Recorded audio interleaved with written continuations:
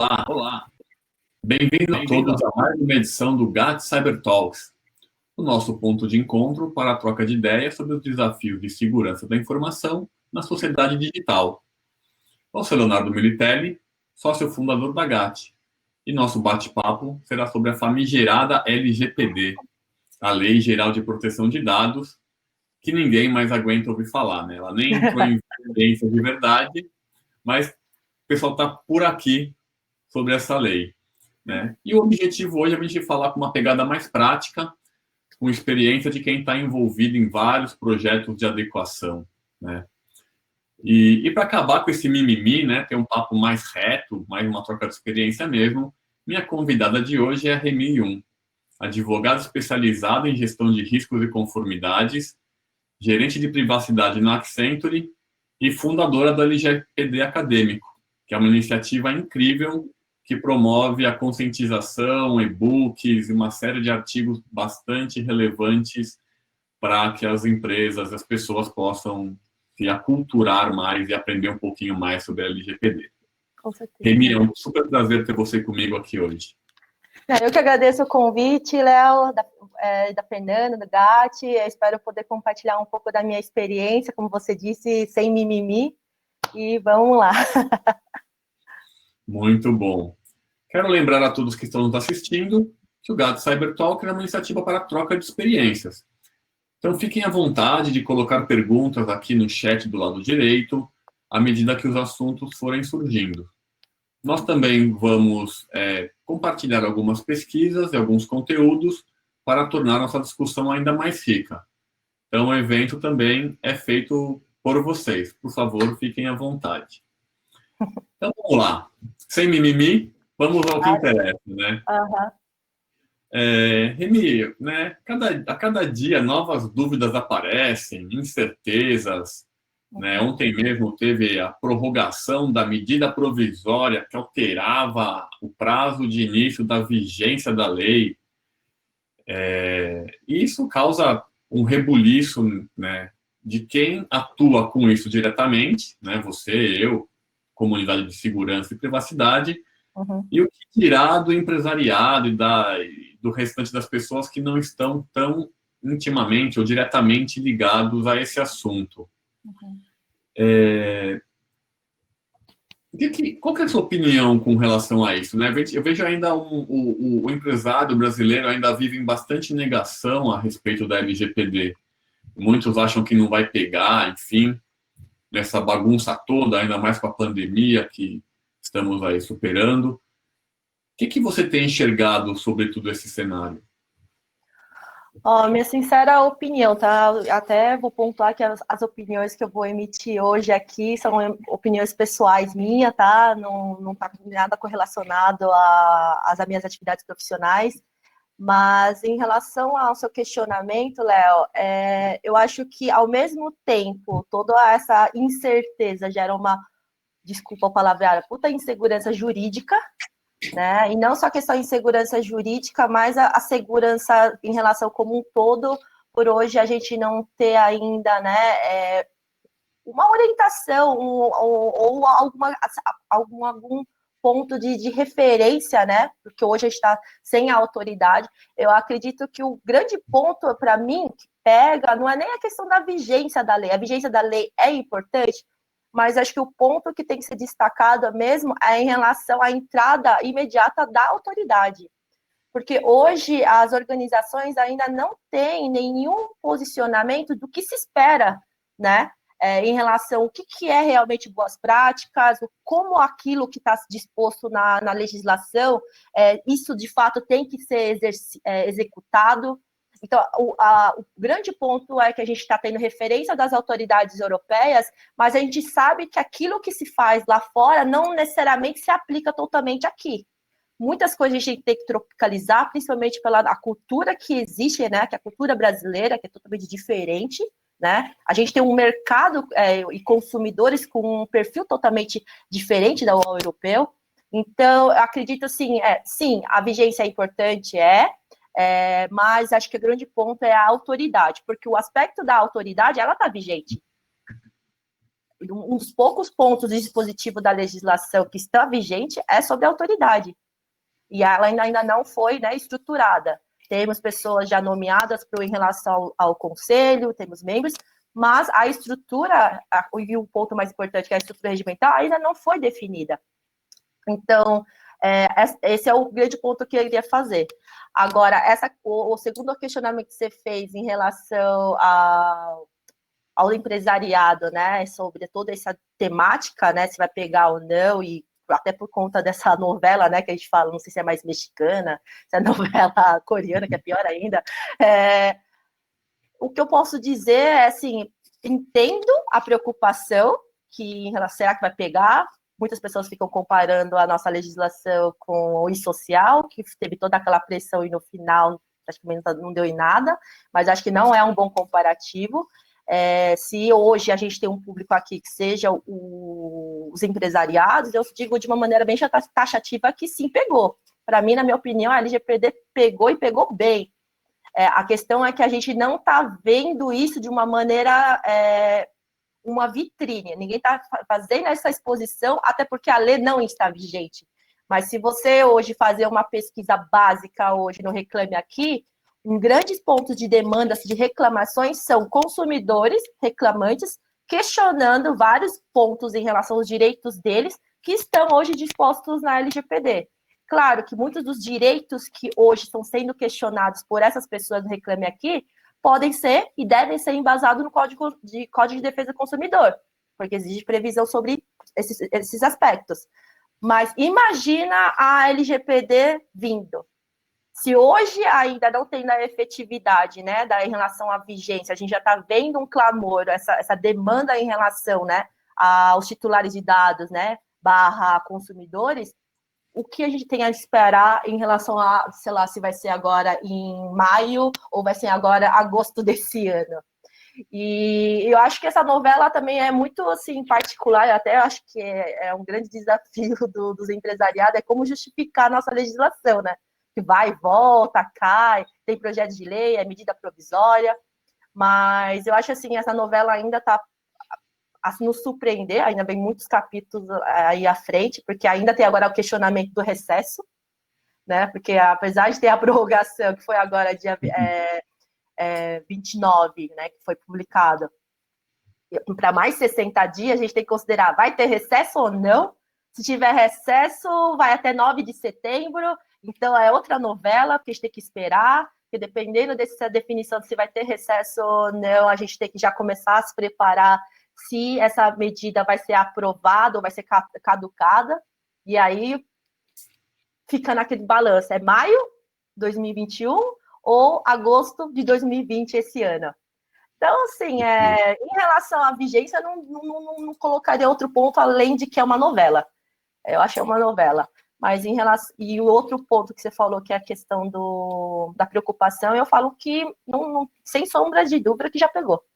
Até trago mais um ponto de vista, até uma pesquisa que teve do ano passado, outubro de 2019, do Veritas Technologies, que eu gosto muito e uso muito nas minhas aulas e até em exposições. Foi um dos pontos que eu utilizei para defender, quando eu estava em in-house, o programa de adequação.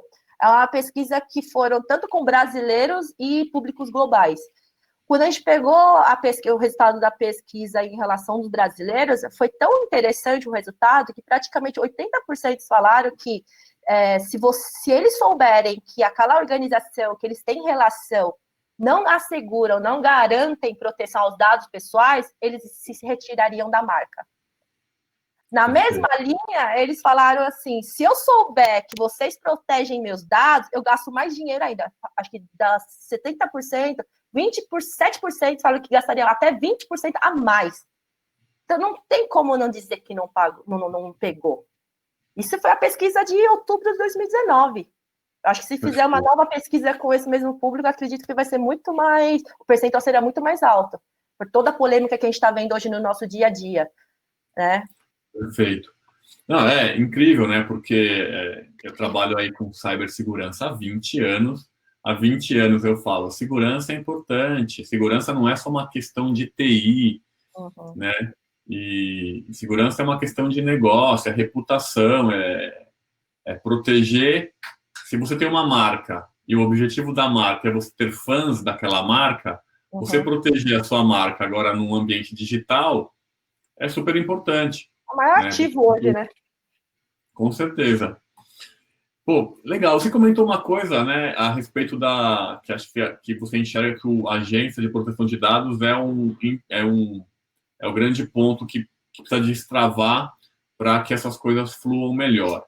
Eu vejo muito a agência de proteção de dados como uma vigilância sanitária para comerciários ou estabelecimentos de alimentação, né? Porque a vigilância sanitária tem esse papel de atuar nos estabelecimentos, e todo mundo que tem um pequeno comércio de alimentação, alguma indústria, fica de cabelo em pé com relação a isso.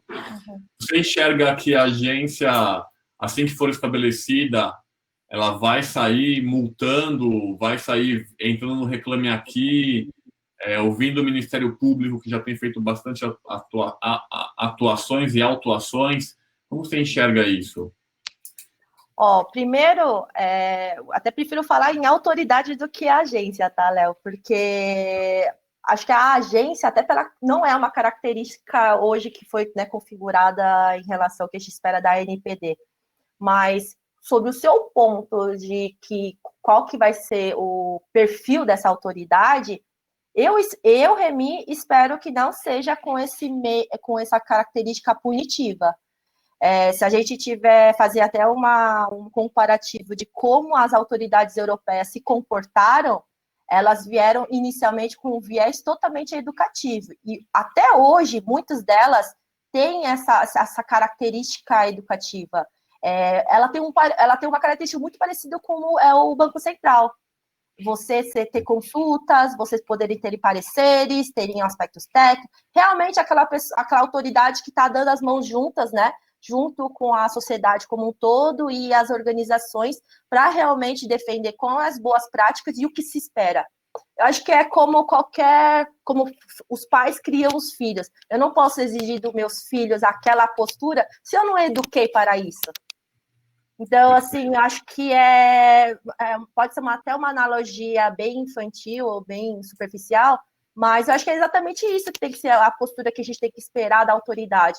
E eu entendo mais que essa postura tem que partir realmente tanto nós, profissionais, né, que estamos lidando com isso no dia a dia, tanto da sociedade como um todo, porque hoje a gente não tem inicialmente uma cultura de privacidade e proteção de dados. A gente não tem como exigir hoje dos cidadãos brasileiros a mesma postura que hoje são dos europeus.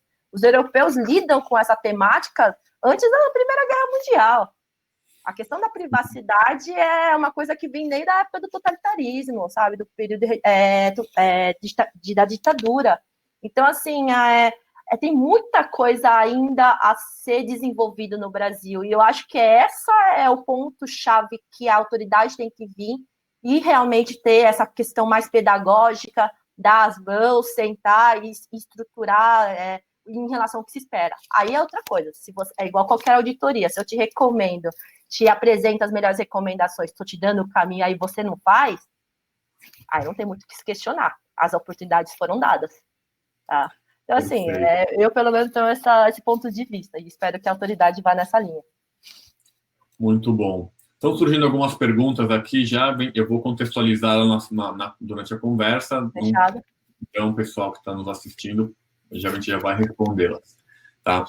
E você comentou bastante sobre a questão da diferença da cultura com relação aqui à cultura da Europa ou de outros países que também estão com leis de privacidade.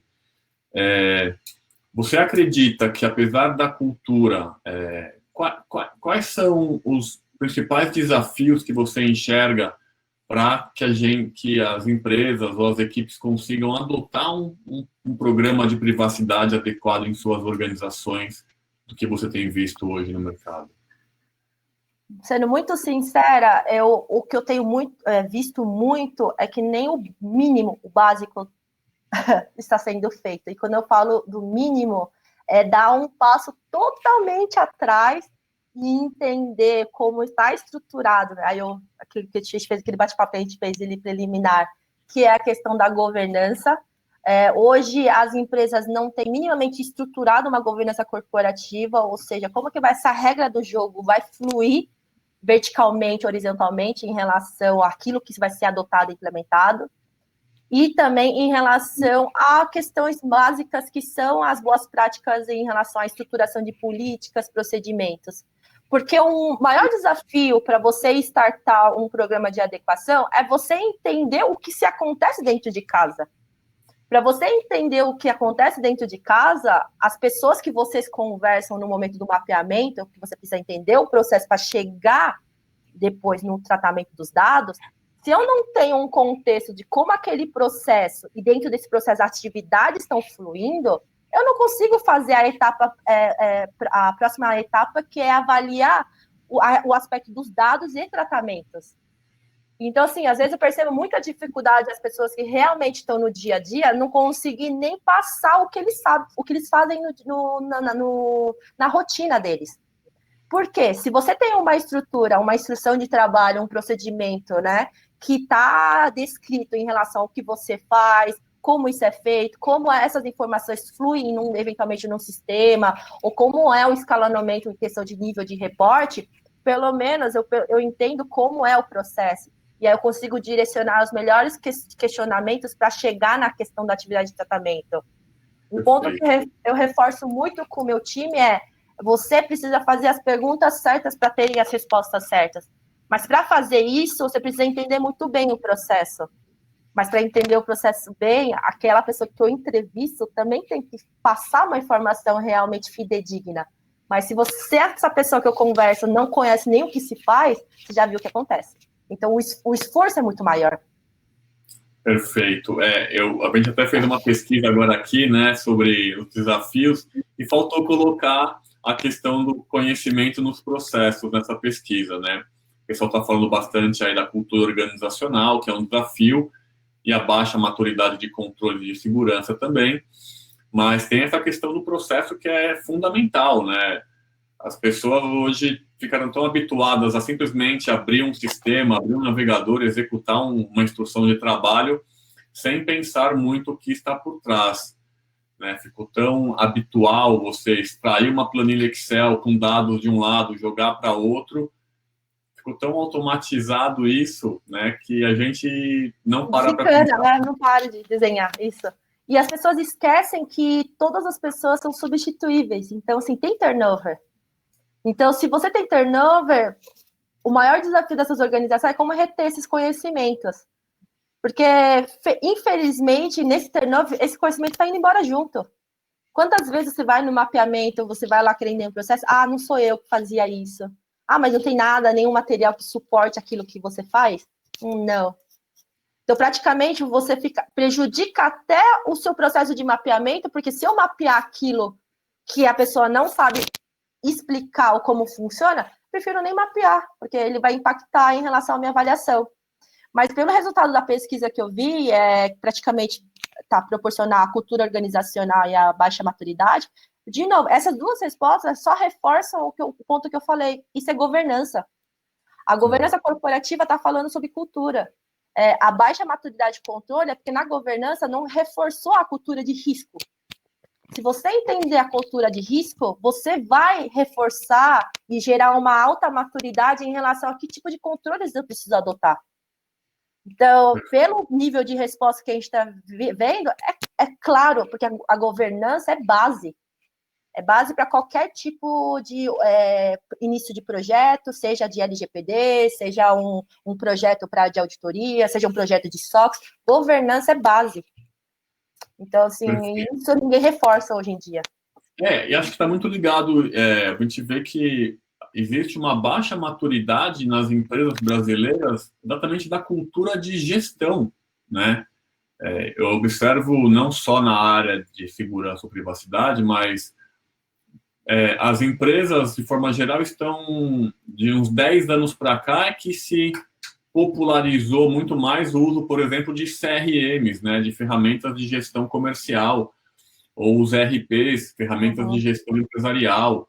né? Então, temos aí várias empresas. Então, eu acho que isso está muito ligado também a essa falta de cultura do brasileiro em sistemas de gestão em si, né? Uhum. Eu vejo que e a gestão é o primeiro passo para a governança ali, né? Tá intimamente ligado. É. Mas acho que acho que é o mal, é um bem, mas que está se tornando um mal.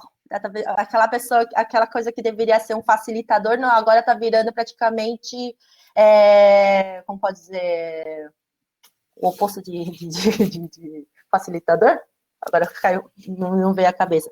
Mas praticamente hoje todo mundo acha que as ferramentas são a solução de tudo. Então, ok, você tem um CRM, você vai usar a melhor solução para CRM, ok. Mas a ferramenta, como o próprio conceito do que é ferramenta, é um mero facilitador. Se você não desenha de como que essa sistemática vai fluir, ou seja, como esse procedimento, processo vai ser integrado, gente, vocês podem colocar uma ferramenta que é uma Ferrari. Se você é uma Fusquinha, não vai andar. Então, se você quer pegar uma Ferrari, gente, vocês precisam acompanhar o nível, né, pelo menos, dessa ferramenta. Não, e hoje em dia a gente percebe que gastam rios de dinheiro em ferramentas, mas no final não faz o básico. E no final é dinheiro perdido. Muito bom. Perfeito. Deixa eu até dar um gancho aqui no que o Igor perguntou aqui, né? Que ele provavelmente é uma empresa B2B, está fornecendo um serviço para uma empresa que está passando por um processo de adequação LGPD, né? E ele diz o que ele deve entregar para a empresa que está, teoricamente, passando pela adequação, se é uma página com essa informação é suficiente, né? Acho que é um pouco com relação o que ele precisa demonstrar para a empresa de que ele está em conformidade com a LGPD. Você quer falar um pouquinho sobre isso? Podemos. Hoje, não foi a primeira vez, até amigos, né, colegas que fazem consultoria, né, principalmente de RP, me questionaram muito, como que eu vou comprovar aquilo, né, que realmente eu estou em conformidade, etc. Eu brinco que papel aceita tudo, né? Uma das pontos que a LGPD traz é sobre as certificações e os selos, né, que vão ser possíveis de ser emitido para se certificar em relação a possível conformidade. E hoje a gente não tem, claro, a autoridade para fazer esse papel. Então, sendo muito sincera, eu acho que é a boa-fé. A boa-fé e a transparência, você como um prestador de serviço, em realmente demonstrar aquilo, às vezes por algum formulário, algum documento, um check daquilo que realmente vocês estão, né, em conformidade, porque hoje ainda não tem uma receita pronta de como isso vai ser atestado. E, novamente, papel aceita tudo. O ponto é o quanto você realmente está sendo transparente, está agindo de boa fé para com o seu tomador de serviço ou com o seu contratado. Então, assim, o que eu posso dizer é isso, o documento, você pode emitir qualquer tipo de documento. O que eu tenho visto, algumas organizações fazendo um checklist, né? E nesse checklist você considera o que realmente faz e evidenciar com alguns aspectos. Ah, tem política? Então apresenta uma cópia da política. Como acontece hoje em auditorias, todos os checks normalmente têm que ser suportados por uma evidência. Então, como você vai substanciar esse ponto? Então, se minimamente, né, eu, como o prestador e o tomador, consigo fazer essa relação e consigo demonstrar isso através de evidências, que não é uma coisa que sustenta e vai ser eventualmente um anexo, um adendo do contrato, ele está fazendo parte do negócio. Se eventualmente você violou, você está violando aquilo que você apresentou. Eu acho que a transparência acho que é a chave da resposta aqui. Muito bom. E até adicionando um pouco a isso, né? Eu recebo aqui semanalmente, meu time comercial recebe semanalmente vários questionários de empresas que estão nos contratando e manda lá já um questionário sobre validação de controle de segurança da informação ou agora os questionários de LGPD para que a gente responda. É um mega desafio, porque se eu fecho aqui 10 contratos por mês, eu tenho que mandar mandar esses questionários para o meu time interno responder, meu time ali de risco, para que eles respondam o questionário. Cada vez é um questionário diferente, não existe um padrão, uma padronização de um questionário, né? E as empresas se veem, né? As empresas, digamos, que estão prestando um serviço ou vendendo um produto para uma outra empresa, elas se sentem, às vezes, extremamente sobrecarregadas de preencher questionários, né? Como que você enxerga isso, ou até falar um pouquinho mais sobre essa certificação que você comentou, esse selo? Isso vai ajudar esse desafio ou não? Como você enxerga? Aí vai entrar um pouco do meu lado sincericídio, cara. Léo, gente, a gente tem ISO 9001, tem certificado, a gente tem ISO certificações pela MNT, que é 27002. Gente, desculpa, papel aceita tudo. E a gente, assim, o grande ponto é quem vai ser realmente esse certificador? Quem que vai ter autoridade para isso? Então, assim, eu não consigo ver um nível de... E a gente vê até pela questão de profissionais. Quantos profissionais que a gente vê que tem os melhores certificados, isso garante, capacita esse profissional a ser um bom profissional? Certificação, gente, de novo, é um selo, claro, engrandece, valoriza, enriquece até em relação ao ativo que é a marca, mas eu acho que se no final você for questionado na prática e precisar substanciar isso através de evidências, cai por terra, entendeu? Então, assim, eu não vejo certificação como algo que vai ser, claro, muita gente vai buscar porque vai ser um produto de marketing da organização, mas eu não vejo que isso vai ser algo que como posso dizer, um grande diferencial. Porque hoje, muito sincero, o papel aceita tudo. Eu não gosto de falar muito. E até mesmo a gente vê empresas que são certificadas em ISO 27001, ou no próprio PCI DSS, que é uma certificação para as empresas que operam com cartões de créditos, e elas também sofrem fraudes ou ataques cibernéticos. Então, mesmo que não é só o papel que aceite tudo, né? Muitas vezes até não é uma certificação que garante que você vai conseguir ou vai cumprir os requisitos ali. E, obviamente, o processo, eu sempre gosto de falar, seja numa certificação pessoal, num curso que eu faço, um treinamento, ou numa certificação da empresa, eu acredito muito que o processo que você passa para estudar e para implementar é muito mais vantajoso do que o certificado na parede em si, né? Não, com certeza. E eu tenho visto exatamente nos profissionais que eu tenho trabalhado. Muitos bons profissionais que não têm um certificado e o oposto não é verdadeiro. Porque na prática você pode ter muito aspecto teórico, mas muita coisa, como você vai executar isso? A própria LGPD é um grande enigma, porque ele é uma lei, ele é um aspecto jurídico, ok, mas minha opinião, a LGPD, quando a gente implementa legislação jurídica, é 30% no máximo. Você tem várias obrigações a serem executadas, que é uma obrigação legal, é um requerimento legal. Mas para executar isso, não é a área jurídica que vai fazer.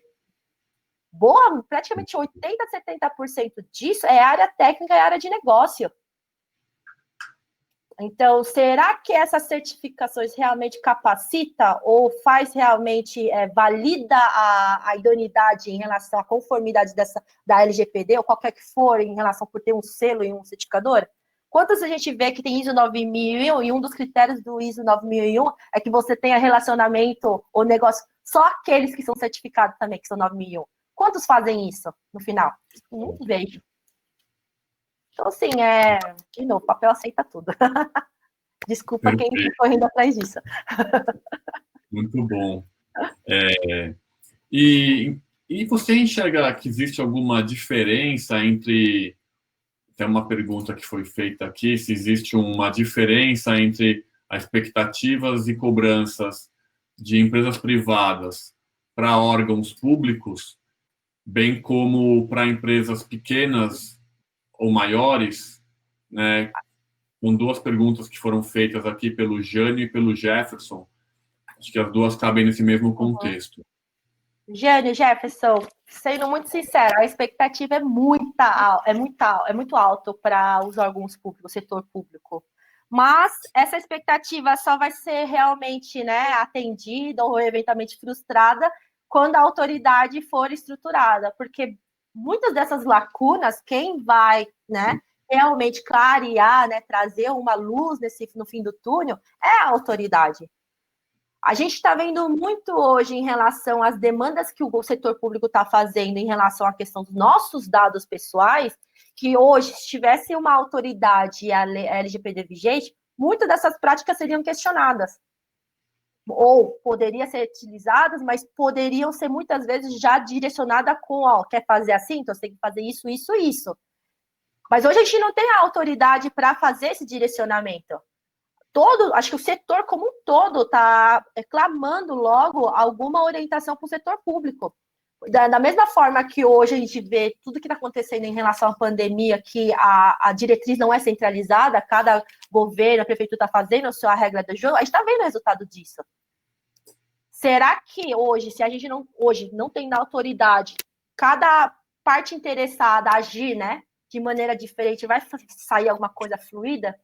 A gente já está vendo que não. Quantas coisas hoje que a Serpro está fazendo, quantas coisas que o governo hoje estava querendo fazer junto com as telefonias. A própria, não queria entrar nesse aspecto, mas a própria fake news entrou nesse mérito. Aí o ponto é, gente, pode ou não pode fazer isso com nossos dados? Entendeu? Então, assim, a expectativa é muito alta, é muito alta. Acho que é o ponto que mais criam dúvidas para a gente é o setor público.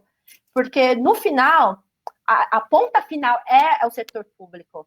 Eu brinco assim que nós, como organização privada, a gente faz toda a conformidade, mas no final isso tudo pode ter jogado pro lixo. Porque querendo ou não, uma das frentes de qualquer organização é compartilhar dados com o setor público. Quando você faz o aspecto dos benefícios, previdência e social, você está compartilhando dados com o setor público. Quando você está criando lá, abrindo a sua carteira de trabalho pela primeira vez, abrindo o seu documento, você está compartilhando seus dados com o setor público. A ponta de final, aquele imenso data lake, é o governo, é o setor público. Faz sentido eu fazer tudo bonitinho no setor público, tá? Aquela zona? Vazar lá e vazar aqui, qual que é a diferença? Até porque quando vaza uma base do governo, do Detran, do CERT, rapidinho, né? É a base inteira, do Brasil inteiro. Então, o que adianta o trabalho dos outros, né, do setor privado? Realmente tem que ter esse equilíbrio. Né? Isso não pode entrar nessa, como fala, não sei se é ilusão. Eu falo que é muito mundo da Alice isso daí, que querem acreditar. Muito. Perfeito. E com relação às pequenas empresas, ou, né, quais são as recomendações que você enxerga? São as mesmas exigências para as empresas pequenas, grandes, startups? Sei que tem algumas lacunas ali para alguma questão de experimentação, alguma coisa assim. Explica para a gente um pouquinho mais, Reni. A LGPD tem um dispositivo que fala que depende, que olha de novo, quem que é? A autoridade pode vir a regular quando você for uma startup ou for uma empresa de pequeno e médio porte, né?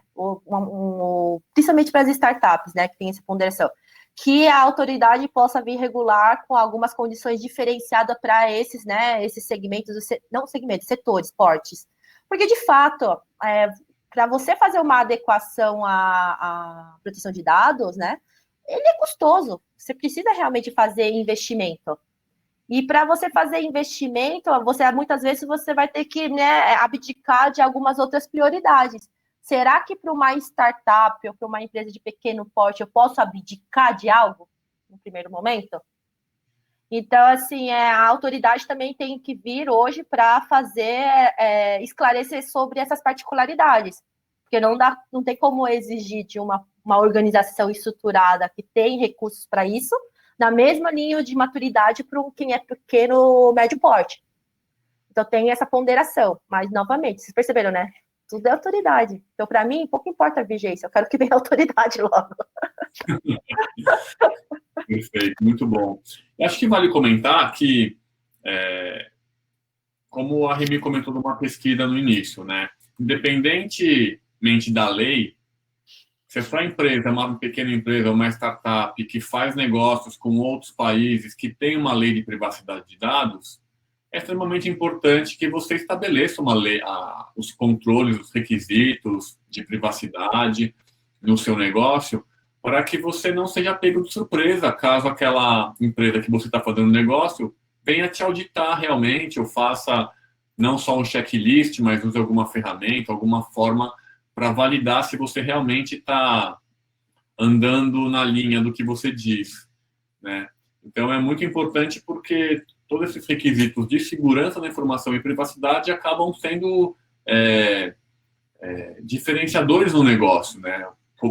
Cobrando a mais, podendo cobrar a mais por um serviço que garanta a privacidade das pessoas, ou mesmo viabilizando que o negócio aconteça. Uhum. Eu muito gosto bom. Uma coisa que eu gosto de pontuar muito, Léo, é se a gente tivesse feito, né? Eu acho que como qualquer outra contexto, a lição de casa lá atrás, porque a LGPD, quando a gente fala sobre a questão do que está se exigindo hoje em dia, né? Nível de controle, nível de governança, ela não é nada pioneira, não é nada nova.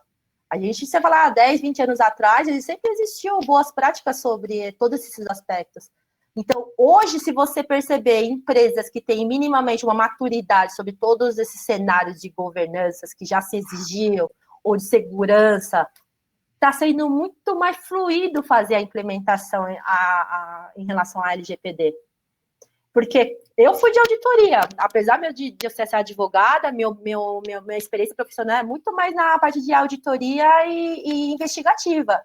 E na auditoria, quantas vezes a gente recomendava uma recomendação, principalmente nesses cenários que eu vejo que é o que está todo mundo questionando, né? Que é a questão de você ter controles de segurança, você ter aspectos de segregação de função, você fazer revisão de acesso, você ter políticas e procedimentos desenhados. Gente, tudo isso, 10, 20 anos atrás, eu quero ver uma pessoa que não levante a mão que não tenha recebido uma recomendação dessa. E falaram o quê? Ah, Remy, cara, isso não é prioridade. Isso realmente é major? Ah, não dá para fazer ela como minor, né? Esse ponto de recomendação. Ou não, puta, é caro para mim, Remy. Não vale a pena. Eu prefiro ter o apetite de risco. As organizações hoje estão tendo essa dificuldade na implementação dos programas porque está arcando com as consequências que foram tomadas lá atrás. Vamos acordar, pessoal. Isso daí, a LGPD não inovou nisso daí. Não foi pioneira em todos esses aspectos que estão sendo exigidos. Que agora, desculpa mas a água está batendo na bunda de todo mundo agora e viram que se isso realmente não é, tem enforcement. Agora tem uma lei que está falando disso. Então, assim, Perfeito. Hoje, vocês que são da segurança de informações, toda aquela briga que vocês tinham lá, gente, a gente precisa fazer isso, agora vocês têm agora poder de barganha. Então, assim, é só questão de contextualizar. Então, assim, eu gosto de trazer muito disso. A LGPD não foi pioneira nesse aspecto. O que ela foi? Está sendo muito boa. Está dando realmente esse reforço, esse enforcement para vocês, né? Profissionais de tecnologia, de segurança, de governança, e todas aquelas boas práticas que vocês defendiam lá atrás, precisar ter agora efetivamente implementada. Entendeu? Perfeitamente. Tirar da cabeça, né, os processos não formalizados, conhecer o negócio e olhar o que faz sentido, o que precisa ser adequado, né? Gente, é o mínimo. Sério, quando você pergunta assim, essas pequenas empresas, o que poderiam fazer o mínimo? Gente, vai atrás disso.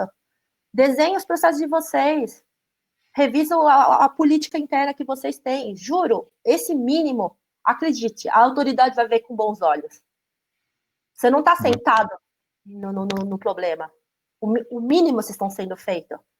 A gente não tem que ter essa ilusão de que a gente vai ter 100% de conformidade. Não existe 100% de conformidade. Se a gente fala de risco, se a gente fala que risco não se mitiga 100%, você não vai nunca estar 100% conforme. O que é conformidade? O que é estar 100% conforme? Perfeito. O que é referência disso? A gente não tem referência disso. O que é conforme é o que eu priorizo como organização. Meu problema é diferente do seu problema. Seu risco é diferente do meu risco. Entendeu? Então, quando a gente fala assim, eu tô 100% conforme. Desculpa, eu tenho medo de quem falou que tá 100% conforme. É 100% conforme à luz do quê? Entendeu? Conformidade não é um estado, né? Não existe esse 100% conforme. Você pode ter acabado um projeto de adequação hoje.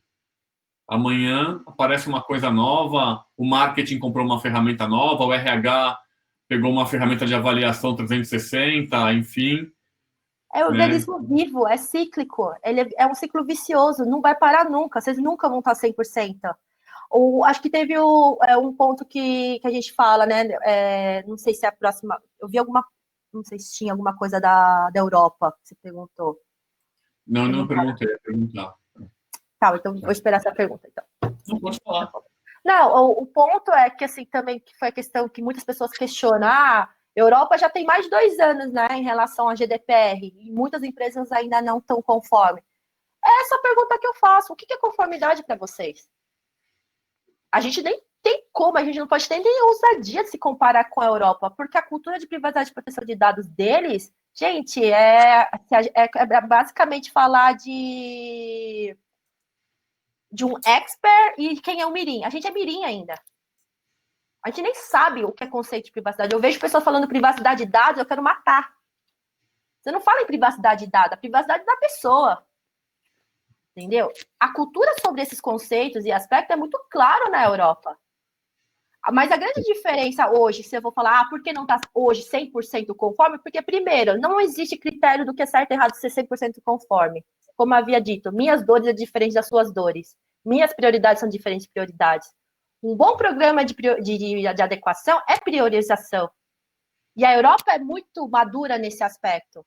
Então, assim, hoje na Europa, a diferença de por que não está 100% conforme, ou não sei se a palavra é 100% conforme, é porque eles seguem uma linha de priorização.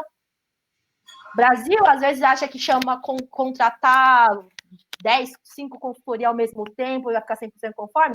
Gente, hello, né? Não.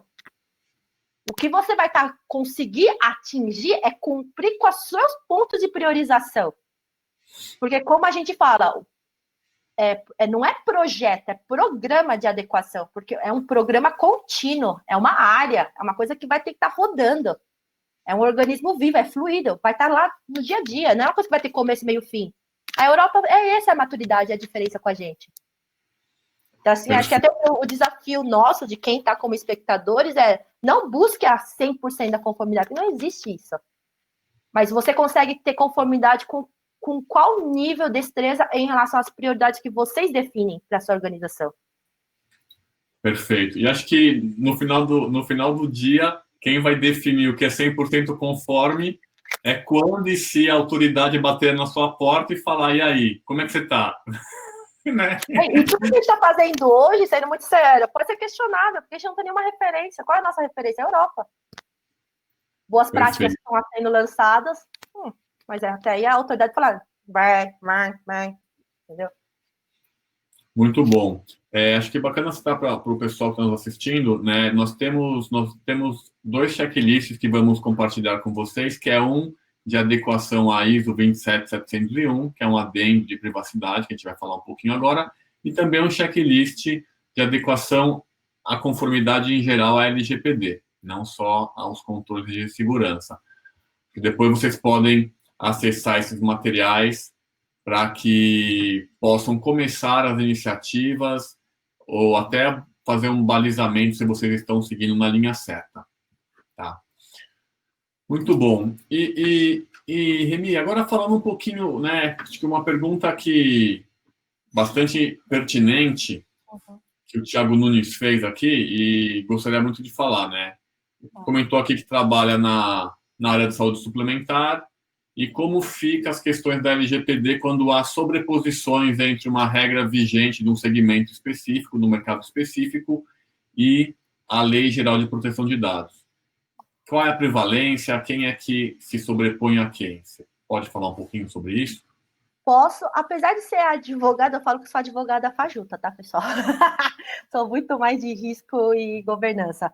Mas esse ponto eu também tinha muitas dúvidas e tem minha opinião, é uma opinião que eu tenho visto de alguns, né, juristas, mas não é uma prevalência. Tem muita gente que fala que as legislações, por exemplo, o Marco Civil da Internet pode se sobrepor à LGPD, mas se a gente fazer uma leitura clara como está disposto a LGPD, a LGPD está muito está disposto de uma maneira bem assim, acho que taxativa, que fala assim, todas as temáticas relacionadas à proteção de dados pessoais, ela está atrelada à LGPD e à autoridade. É uma competência exclusiva.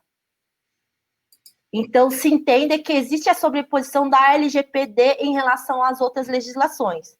Mas, claro, isso são entendimentos, né? A gente precisa ver que quem que vai realmente ratificar o posicionamento, né? O que vai ser atendido e que vai ser a regra do jogo, vai ser a justiça.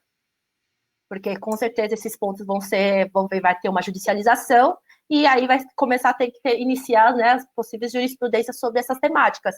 Mas as interpretações que eu tenho visto hoje, né, principalmente de juristas, é que quando for assuntos relacionados à proteção de dados pessoais, é a LGPD e a Autoridade Nacional de Proteção de Dados que vai ter essa competência. Tá? Perfeito, muito bom. E falando um pouquinho agora, indo um pouquinho mais para o do mercado em si, né? O Jefferson fez uma pergunta, o Carlos aqui Machado fez uma pergunta bastante pertinente com relação aqui a especialistas em cibersegurança e como é que está a carência de profissionais nesse mercado. Muitas empresas que não sabem muito bem do que estão falando, vendendo serviços, pseudo-consultorias. Como você tem enxergado esse processo? Aí você que já está falando de LGPD há bastante tempo, lá com o LGPD acadêmico também, tem acompanhado essa jornada. Uhum. Na verdade, eu não entendi a pergunta. Pode repetir. Não, a pergunta é que se o mesmo apagão de profissionais em cibersegurança que existe hoje, como que você enxerga se o mesmo apagão está acontecendo para profissionais que conhecem de privacidade de dados? Apagão em que sentido? Apagão, falta de profissionais. Falta apagão? Gente, eu não entendo que está tendo essa falta, porque assim, acho que meus amigos advogados vão me bater depois de falar isso, tá? Eu acho muito mais fácil explicar para vocês que são de segurança de informação, tecnologia, que são técnicos e entendem risco e governança, explicar sobre a lei, do que explicar para um advogado que entende de lei e explicar sobre segurança de informação, tecnologia e governança e risco, tá? Então, eu acho que existe uma complementação, aí é o desafio da capacitação, vocês buscarem realmente instituições ou profissionais realmente idôneos para fazer essa capacitação. E eu, de uma maneira muito taxativa, gente, vocês que são da área técnica vão ter muito mais facilidade para entender e aplicar a legislação do que o inverso. Eu tenho tido esse desafio. Acho que a grande diferencial que eu estou conseguindo ter em contribuir com valores, agregar valores, eu tenho tido uma bagagem jurídica, mas realmente a bagagem que eu mais utilizo é a experiência por ter sido de auditoria. Ou seja, todo esse amparato do que eu aprendi em relação a risco, governança. E, de novo, gente, não tenham a ilusão de que vocês precisam ser aquele profissional que precisa saber tudo. Eu sempre brinco que vocês precisam ter as pessoas que saibam daquilo. Então, assim, se você é um cara bom de segurança de informação, então você precisa ter uma pessoa boa que que saiba sobre a questão da LGPD jurídica. Se você é um advogado que é muito bom em relação à interpretação, então tenha uma pessoa técnica.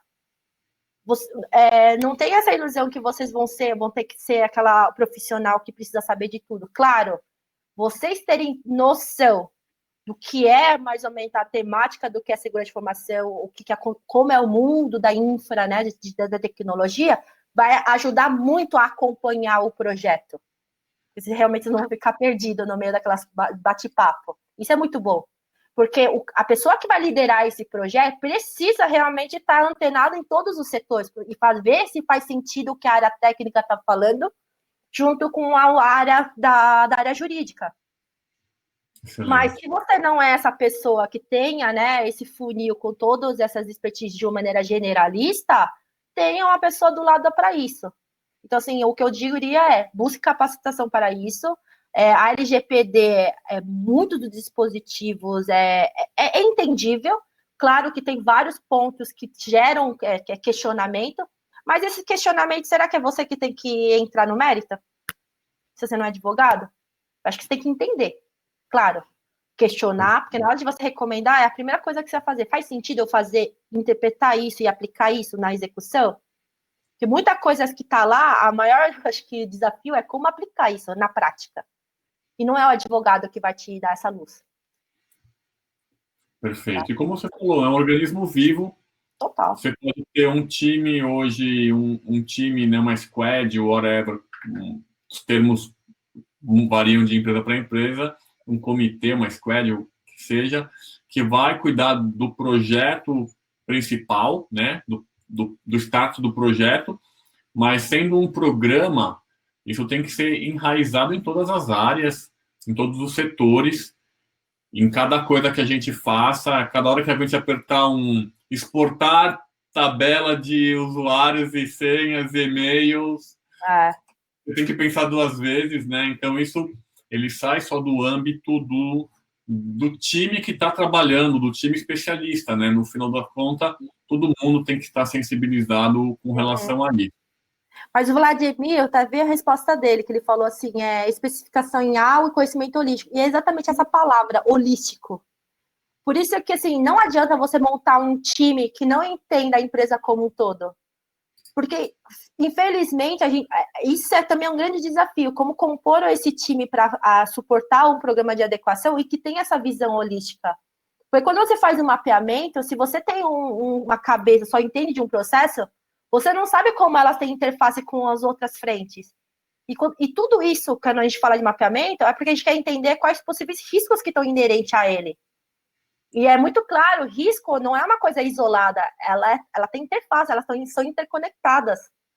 Então, se você não tem uma visão holística em relação ao processo e como a gente vai aplicar a LGPD nessa guarda-chuva dentro da sua organização, ela vai ser realmente não vai ser efetiva, esse programa. Tá? Então, assim, eu gostei muito desse ponto. É essa visão holística que as pessoas precisam ter e não tem. Perfeito. Muito bom. Vou fazer uma pergunta aqui do João Carlos, falando aqui sobre a DPIA, né? O Data Privacy Impact Analysis, e qual é a serventia no contexto do LGPD. Acho que isso é mais um dos artefatos que fazem parte da estruturação do programa de privacidade, mas queria que você falasse um pouquinho a respeito disso.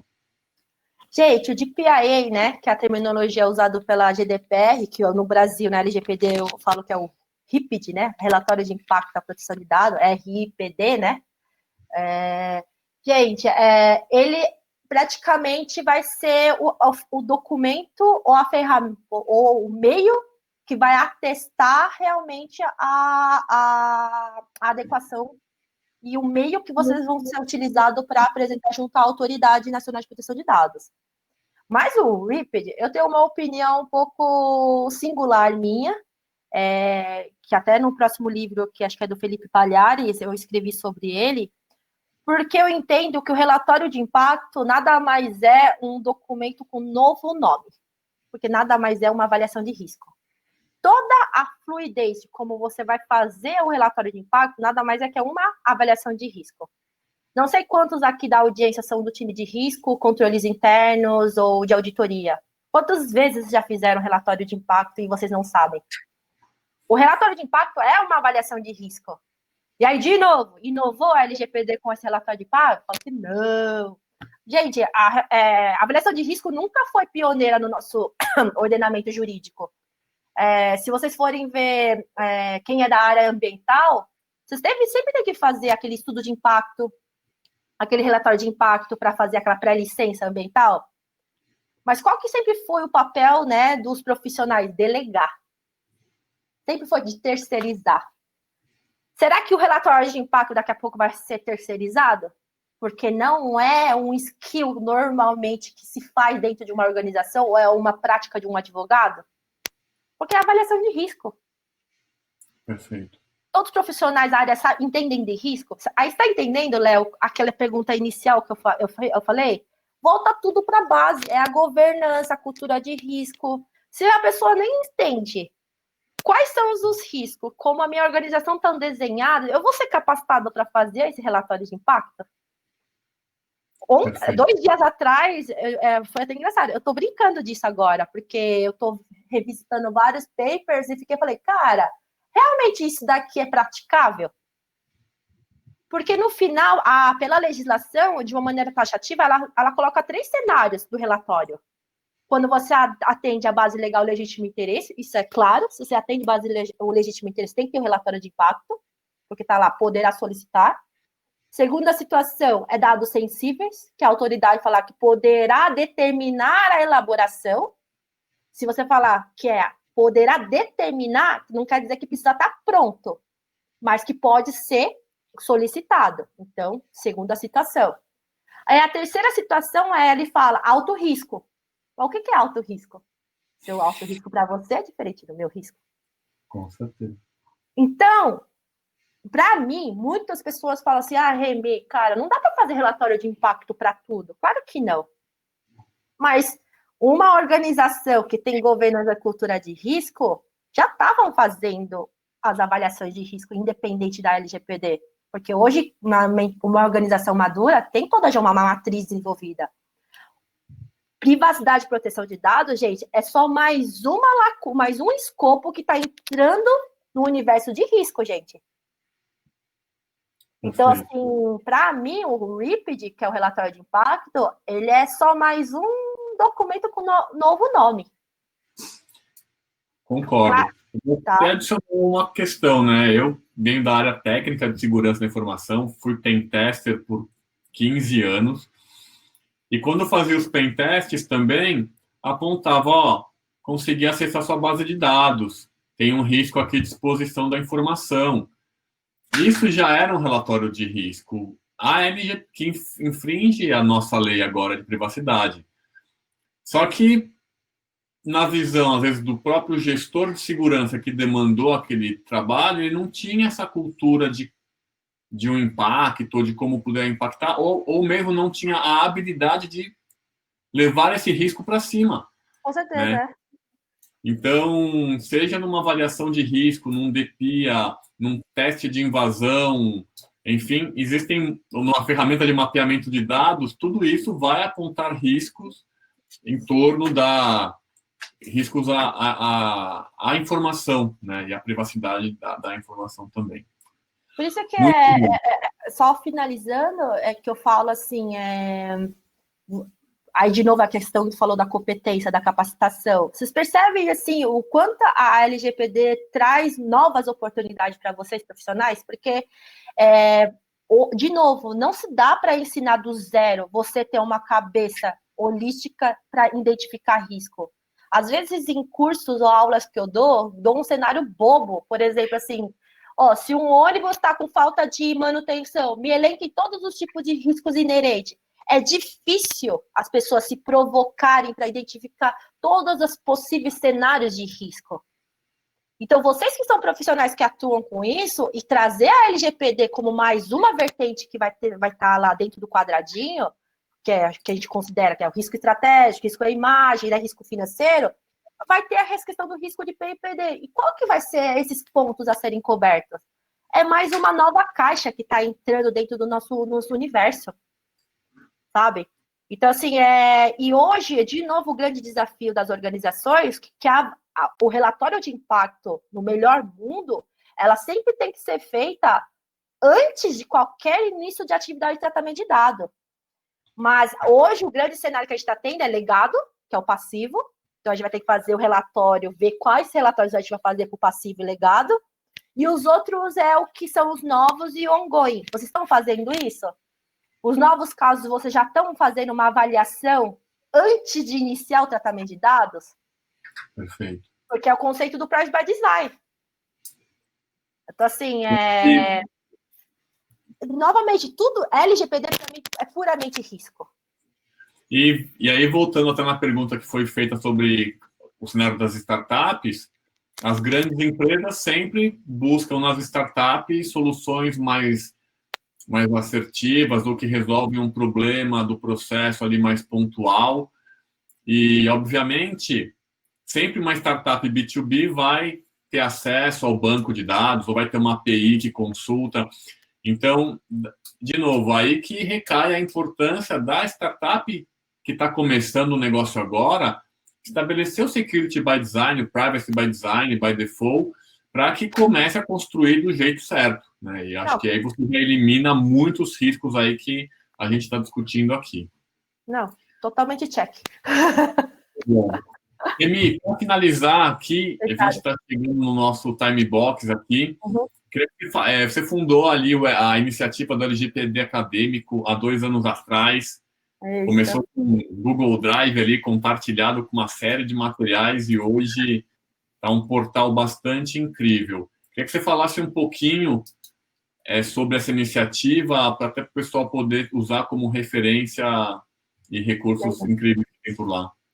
Não, Léo, obrigada até por dar essa abertura, a oportunidade de falar um pouco dessa minha iniciativa. Como você comentou, foi uma iniciativa que eu tive 2 anos atrás. É engraçado que ela realmente aconteceu exatamente no dia seguinte em que a LGPD foi sancionada, ou seja, 15 de agosto de 2018, parece que até emblemático. Mas é tão engraçado que essa iniciativa começou por uma necessidade pessoal minha. Eu falei, poxa, eu entrei nesse mundo de LGPD, privacidade e proteção de dados, uma profissional que já fez diversas mudanças, né, de carreira, de advogada, fui para auditoria de processo, fui para auditoria investigativa, e de repente falou assim, coceirinha, curiosidade, eu quero entender sobre LGPD. E eu sou preguiçosa, apesar de as pessoas acharem que eu gosto de estudar, não gosto de estudar. Então eu falei, como que eu posso estudar? Me forçar escrevendo. E também eu vi uma oportunidade que não tinha conteúdo, e ainda não existe muito bons conteúdos sobre essa temática. E eu percebi que tinha muito profissionais, principalmente estudantes, né, e profissionais de início de carreira que queriam entrar, e eu não estava vendo essa abertura para essas pessoas. Então, eu falei assim, por que não? Então, a gente foi uma coisa bem assim, genuína de criar um grupo de WhatsApp na época, Brasil inteiro, coordenava temáticas, tópicos, dividia essas temáticas, consolidava, revisava e gerava esses e-books. E veio acontecer que começou realmente a gente criar uma certa credibilidade. Com a credibilidade vem também a responsabilidade em relação àquilo que a gente escreve, né? Acho que isso é meio que automático. Mas a gente está muito feliz por o que está sendo o LGPD acadêmico, porque realmente a gente está conseguindo defender nossa linha. É um grupo formado por 4 mulheres, né? 4 cofundadoras, mulheres que têm as mesmas iniciativas, que apoiaram de uma maneira de perfis diversos, uma de segurança de informação, uma realmente de advogada, eu que sou de risco e conformidade, e uma realmente que é jurídica, que é da Cisco, a Márcia Muniz, que deu toda a abertura de começar os nossos primeiros encontros e eventos. Então, quem puder ter oportunidade, vá no site, o nosso LinkedIn também é bastante movimentado, e Instagram, que a gente sempre está tentando trazer as novas temáticas e provocando. Porque hoje a gente precisa dessas provocações. Não temos autoridade, mas nós, como sociedade, a gente precisa fazer essas provocações. Então, eu chamo vocês também para continuarem provocando e discutir de uma maneira saudável e construtiva, porque acho que esse é o propósito que a gente tem que ter. E por que não a gente não possa iniciar uma autoridade de uma maneira do que a gente espera? Mas isso só vai acontecer se a gente começar a se provocar isso. Então, acho que é esse convite que eu faço e muito obrigada pela essa abertura. Não, perfeito, Remy. Inclusive, eu acredito que foi um ótimo fechamento para o nosso bate-papo, porque é um pouco do que exatamente o que você acabou de falar, né? É uma iniciativa aberta que foi criada, tudo Creative Commons, um monte de conteúdo coletivo e gratuito, né? E se a gente, como cidadão, quer uma sociedade que preserve a nossa privacidade, a segurança das nossas informações, tudo mais, a gente tem que fazer nosso papel também. Não dá para esperar Remy, sentado, né? Esse é o ponto. muito bom. Foi muito bom receber você hoje aqui, Remy. Obrigado pelo seu tempo. Foi um bate-papo muito rico. Todo mundo que está nos assistindo também interagiu para valer. É exatamente esse o objetivo do Cyber Talks, ter essa troca rica de informações e insights para que a gente possa evoluir como pessoa e também dentro das nossas organizações em que trabalhamos. Com Obrigado certeza. a todos. Obrigado, Remy. Até logo. Obrigada, pessoal. Tchau, tchau.